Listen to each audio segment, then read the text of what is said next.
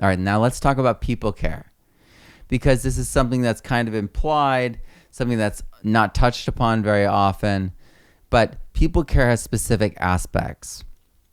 They're internal, they're between people, and they're between organizations and government bodies and institutions. So interpersonal, a lot of people get interpersonal and intrapersonal mixed up. Just think interpersonal, it's going to interrupt you. It's someone else involved, right? It's an interaction. But introspective, right? Intrapersonal is looking within. It's the ability to understand ourselves. We need that now more than ever. The lockdowns, the psychological effects on children, all of it tested many people. Interpersonal care is more important now than ever. You know, I wrote an entire book on my personal journey and practice in regards to this. Unstoppable Enthusiasm, and there's a free course as well that comes with it. That's on Amazon and Barnes and Noble and other places. It's because I'm not without my challenges.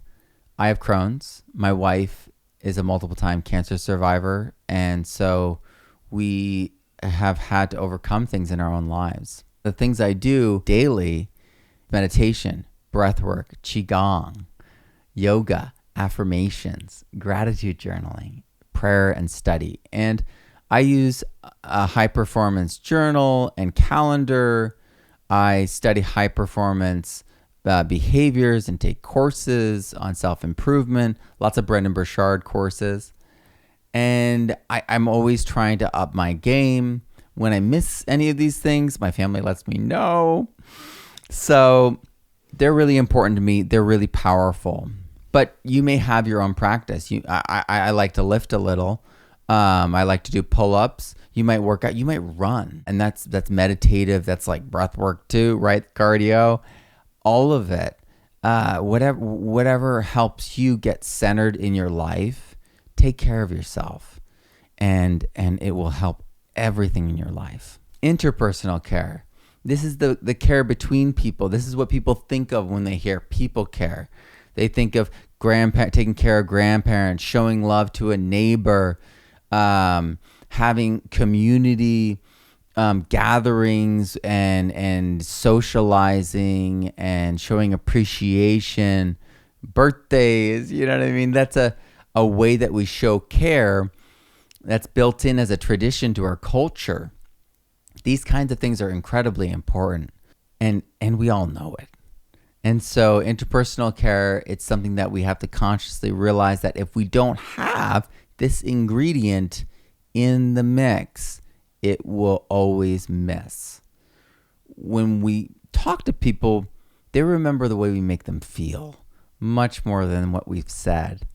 So it's incredibly important that we show care for other people whenever we communicate these ideas or implement any of these ideas. Because if we aren't, we've missed the entire point. Governance care. Now, let's get into this. Hot spot. It will look different to different cultures and people. I'm just going to say that just from the beginning, right? Sometimes we need governments for protection. This is why we have militaries. This is why, the Nazis were defeated and all the people in concentration camps that were still alive were able to be rescued. It's incredibly important to recognize that the values of unity and work and freedom and equality have led to great things happening and being included in governance and human rights being included in governance, and incredible things. So they're there for protection, not just from the outside, but from within, from other elements for your rights, your human rights, like the Bill of Rights in the United States. And they're also there for care when there are no other options. I mean, that's literally what grants are for, right? Because there's no funding out there and no banks would help to fund. That's where they come in to fund that particular business or industry to promote it. And this has happened over time at different times and happens at varying degrees with different countries and different cultures. But care is also welfare. Care is also public education. It's care when there's no other options. So there's a disaster when, and this differs, right? The levels of care, and I would say kind of like the kinds of care change. Let's keep going. We'll get into more of that in a second. But economic care is an extension because the economies are managed by the government. So economic care is really an extension of government care. And right now there's kind of a contest of between two different economic approaches, the capitalism and communism right now between America and China. It's really playing out. And China just decided to do a classic communist planned market move. They didn't like something and they stepped in. And they caused a catastrophic $1 trillion market crash. What they did was saw that the education sector was making so much money and it was helping people with the ability to pay for a good education, to get a good education. They decided to make all of it nonprofit. And so they stopped one of the most profitable components of their economy and destroyed it. Switching everyone to nonprofit didn't slow them down. It utterly destroyed them. And that's why the stocks are crashing over there, because they stepped in, which is a classic communist move. And the reverse of that is not as much lately, but has more traditionally been a hands-off system with certain protections for people's rights and certain guarantees for care, like health care, like sick leave, like workman's comp. All those kinds of things were created as a relationship between those two tensions. But they do allow for businesses to thrive, and they wouldn't step in and say, okay, all private schools, you now need to become public schools. And because of this direct control, they destroyed this profitable component of their economy, and it tanked the stock market.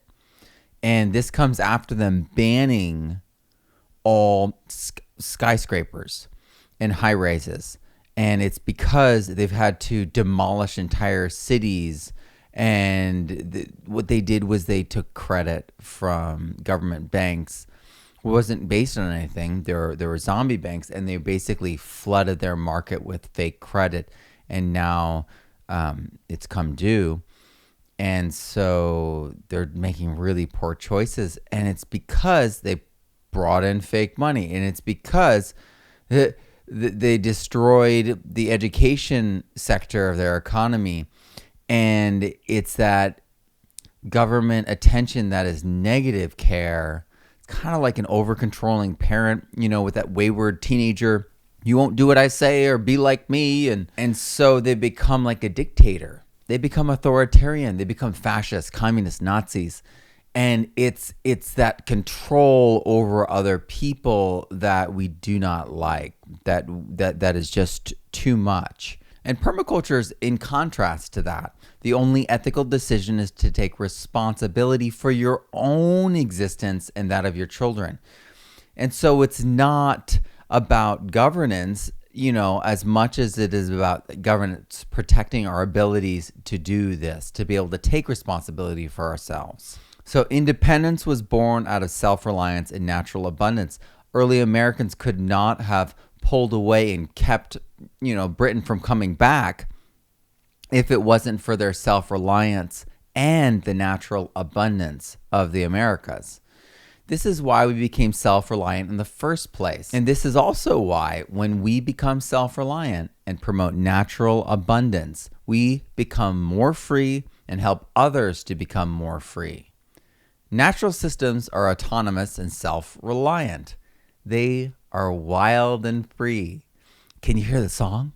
But they follow certain guiding principles. The animals have instincts. Ecosystems have principles and cycles that they follow.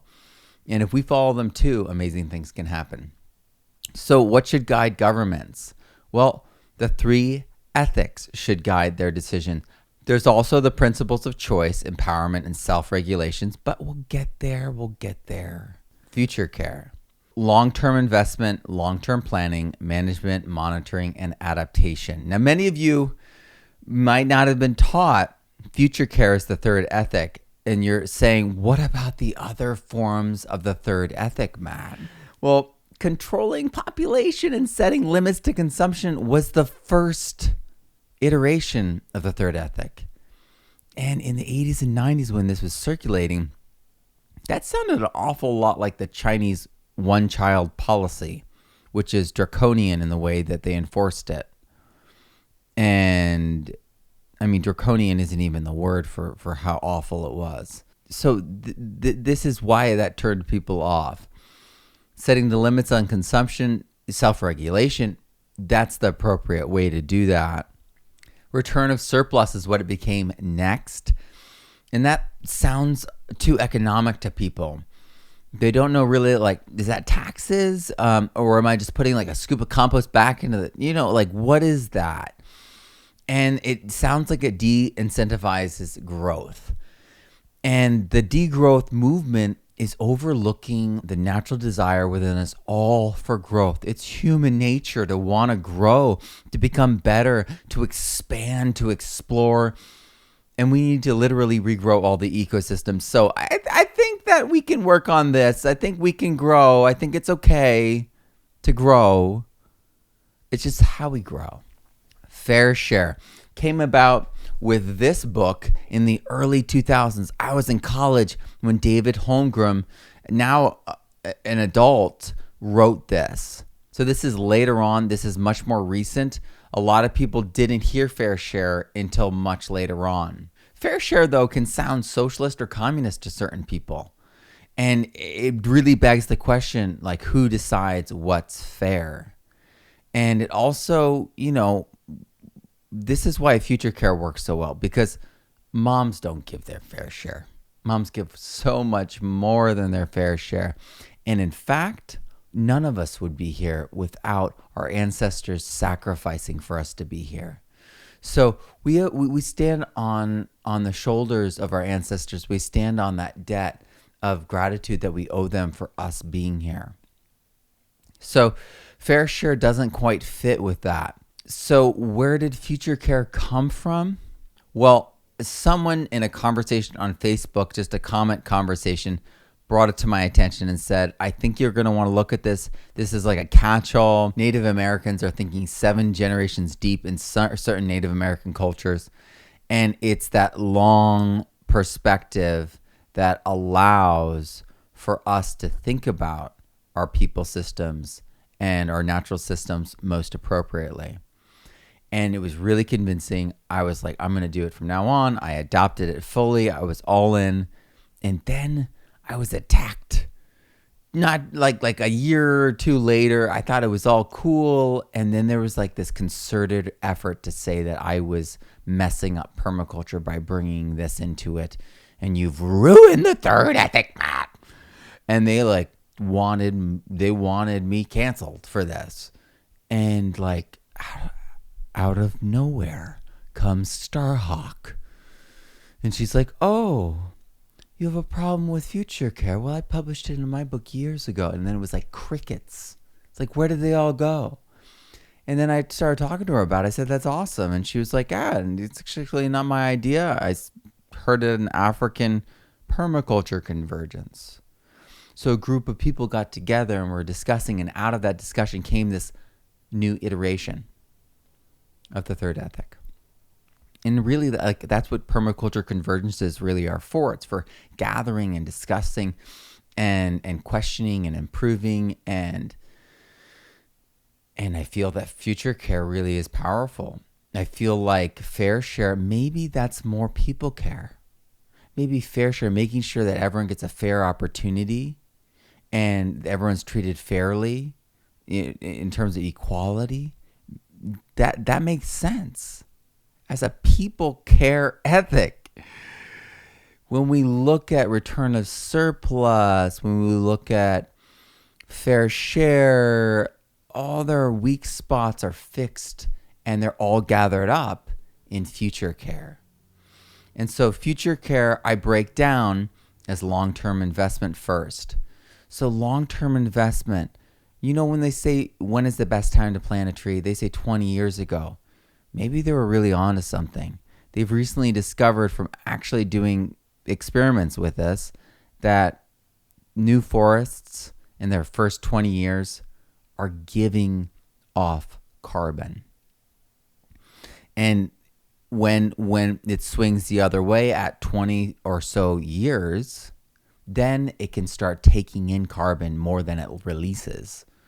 So it really is true that 20 years ago is ideally when we want a forest planted or a tree planted, because it takes that long for it to be mature enough to have a serious value to the soil, to the atmosphere, to everything around it. So we want to get those trees in the ground. These are long-term investments. They don't mature in front. They mature on the back end, their values in the long term. So we want to do this right. And it's not just trees or forests. It's kelp forests. It's ocean coastlines. We need to look far into the future and see where we're headed. Not in a necessarily like a computer projection said this will I'm just talking about like if we continue dumping chemicals into the waterways, if we continue having water warm without us reacting or doing anything to help cycle the water and help the cycles in that area, we're going to have long-term consequences. So we have to have long-term investments to counteract long-term consequences from our current actions. We have to do the same thing to just fix the problems we've created in general. Natural capital is the foundation for all economies and cultures. So if we don't invest in the natural capital, we are losing, we are creating national emergencies.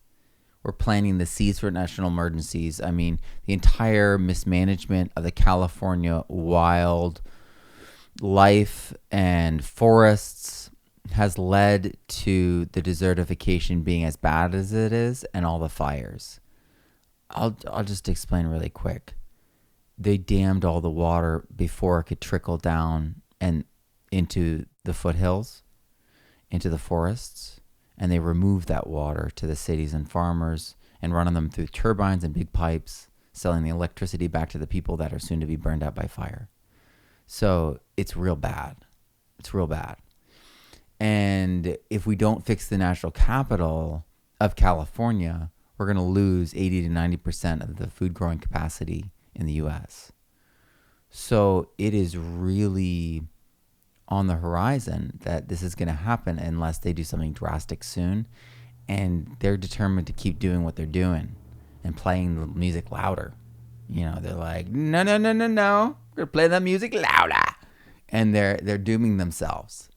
And this is why so many people have left, because they realized, hey, no one's coming for me. No one's going to help me. No one's going to do anything about these fires. They're going to do nothing to prevent them. They're going to do nothing to stop the progression of desertification in California and not many other states. And when we realized that, we got out. We realized like no one's going to save us. No one's going to protect us. There's homeless camps where they're lighting fires, and it was every few days that we woke up in the middle of the night because there's another fire, and several times it was on a road. And we're on a deep canyon road, high canyon walls. These fires spread so fast. It's nerve-wracking even just talking about it and going back into that space of how unsafe I felt with my family there. But that's it on the macro too.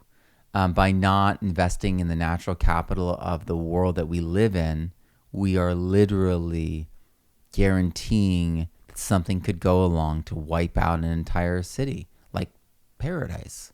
That literally happened in 4 hours. That city was gone. So that can happen. And that's why you're here. That's why you're watching this, because you know these things can happen despite what the media tells you. Things aren't so bad. This doesn't matter. And, it's all just a myth. Not when it's bearing down on you. Not when the mismanagement of the forests is in your face. it's just patently clear. And when these things are taken care of, the natural abundance, like the fish, the wildlife, the clean water, the clean air, you can't put a price on that. And we can bring these things back. This is a beery bud. It's a seed of a future reef. We could be doing vertical ocean farming. We could also be doing all of those in tandem and restoring the actual kelp forest. I know people who are doing this in California off the coast. So this is all possible. We could be cleaning the water as it comes in to prevent dead zones and eutrophication. We can restore our coasts. And by doing so, we will increase the natural abundance and we will enrich the foundation of the economy and culture. Let's talk long-term planning. Because when we see long-term planning go into effect, it is powerful. This took 9 years to accomplish. That's short in terms of long-term planning, but it goes to show you what looking beyond the fiscal year, looking beyond 6 months, looking beyond the next product launch or the next election allows for us to see and do. This is a 10,000-year-old problem. This is where agriculture began in China.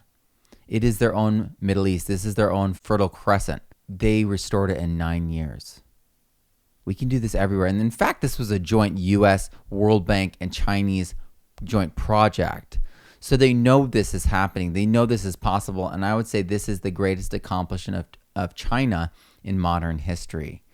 And I want to make sure to keep it separate from all their other things that they've done and said and everything. This project, they had to empower the people. They had to follow a permaculture principle by giving them choice and freedom and power and ownership of land in order to get this done. So this is the product of applying those principles in people systems. It actually ballooned, started off as 35,000 kilometers and turned into 500,000 square kilometers. And so if you want scale, 35,000 square kilometers is the size of Belgium. So this is an enormous amount of land that was restored and put into permanent vegetation. And we can see that this plays out everywhere. If we just bring back the trees and earthworks to slow the water down, store the water in the landscape, and promote soil regeneration, we see the plants come back. This is only 3 years in the middle of the Saudi Arabian desert. This is Neil Speckman's work. Just amazing. And this is empowering the people there so that they can get back the core of their nomadic culture, which is goats and other grazing animals and sheep. And so that they can do this without being nomadic anymore. They can stay in the areas that they were forcibly settled into. So this is a way that they can get in touch back with the land finally. You can see it's in the middle of the desert. It's impossible in some ways, it feels.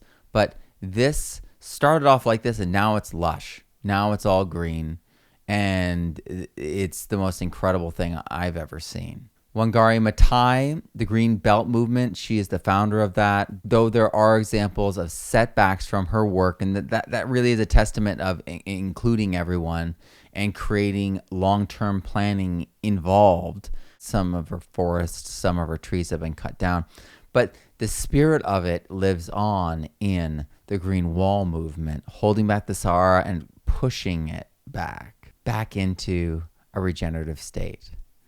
Because the Sahara was a brittle, yes, but it was a savanna. It wasn't a desert, and it became that way after the animals were removed to be killed in the Roman Colosseums and farming was tried. You know, when you remove the predators, terrible things happen. Johnson Su composting, I just want to talk about this tangentially because talking about long-term planning, we want to restore the soils. We want to restore the life in the soils. We want to store the carbon in the soils. That's where carbon is sunk. That's the end place of carbon. So if anyone's talking to you about carbon or CO2, if they're not talking about soil, they don't know what they're talking about. They don't know. And so if we want to fix that, we can in less than a year's time. It'll take an extra year. You know, we've got to make the compost. Johnson Su takes over a year to make, but it's a passive aerated compost that has more biodiversity of microbes in it than any other compost documented ever. If we just apply one application of advanced beam compost on just 20% of arable land, we will take in all the atmospheric carbon in less than a year. That's in excess. We don't want to take it all in, right? That would not be good. But the reality is we can rebalance things very quickly, very cheaply, very easily. The technology is called nature, and it's here. The thing is about the carbon cycle is we need to think about the photosynthetic capacity in the soils of the earth. If we have all this carbon and we don't have the ability to photosynthesize, where is the oxygen going to come from? We need photosynthesizers to create oxygen.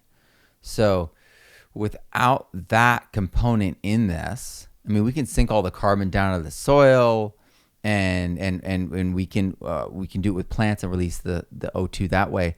But if you have an invention that's just going to take carbon in and then turn it into another fuel for another car to burn, there's no hope. We're screwed. The reality is we have to work with nature in order to fix things, because we live on a planet that is defined by nature. We are a product of nature. And if we bite the hand that feeds us, that created us, we jump out of the spaceship into just naked space, or if we burn the whole planet and turn it into Mars, we have no future. So it's really up to us to manage these things. And what we learn, and the thing is, the mainstream media is going to keep giving us their narrative. They're going to force it down our throats. Why? Because no one's paying attention. They're losing control. And when people are in a toxic relationship and you leave, they try everything. They throw the kitchen sink at you. They throw guilt at you. They throw fear and scaring and threats. They may even get physical. This is that negative care that we were talking about before. So there's negative forms of care. There's lies being told, and there is omission. People are covering things up, hiding things, and selectively looking at things, selectively sharing things.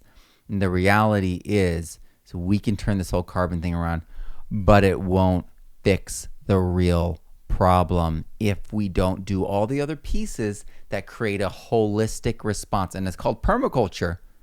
That's what we need. We need the animals. We need the plants. We need ourselves to be living regeneratively. We need our coastlines fixed. It's all together. It's all tied up together. So that means, number one, that we can take down all that excess CO2. Number two, that means that we can take care of it moving on into the future as well. So that means that peak oil and peak gas will be a thing that we'll have to face. And the wonderful thing is we can create biogas as part of permaculture too. We can create so many other options for oils that are natural based, like all the kelp and mineral algae oils and fuels. There are so many options. There's so many powerful solutions out there. But we need to break out of this broken narrative that the media, and maybe you already have, and I'm just a broken record. So I'm going to keep going. Management, monitoring, adaptation, care. So we need to not just plan for the future, not just put the money aside or invest by planting the trees or setting aside areas, creating the wildlife corridors. All of it, it's managing it. It's monitoring it, observation. We're going to get into that more in a second. But it's paying attention so that we can properly adapt. Our plans, our long-term plans will always change. The investment will probably change as well. Well, this is already regenerative. We don't need to give that as much attention now. We can focus on monitoring that system because it's wild. again. And then they can shift their attention to other things that need care and focus. So it's really powerful to think about this. It could be a wild, natural farming kind of approach. This is Masanobu Fukuoka. These photos are provided by Larry Korn, who reviewed this book, which is free on my website, thepermaculturestudent.com. Those pictures are featured in there, and you may have trees that are unpruned and allowed to go wild. You may be running animals over sections of your land and improving the pasture. You may be doing a permaculture market garden for high production, for providing in a regenerative way for your community. This is J.M. Fortier at Quatre Tempes Farms. And they're all guided by these ethics and principles.